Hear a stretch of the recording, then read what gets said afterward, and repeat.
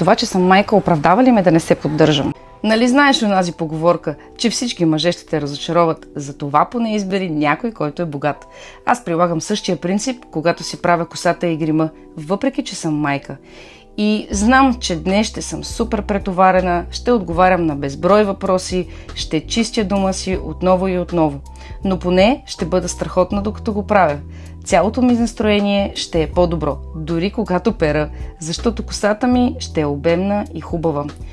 И да, съжалявам, но светът, в който живеем, се интересува как изглеждаш. Това има значение. Не е най-важното, но влияе на начина, по който те възприемат хората и най-вече на това как се чувстваш ти самата. Грижата за себе си е знак на уважение към себе си. А когато изглеждаш така, сякаш се уважаваш, повече врати се отварят пред теб. Особено за нас, майките, не е редно да сме в магазина и да изглеждаме ужасно, докато детето ни изпада в поредната криза.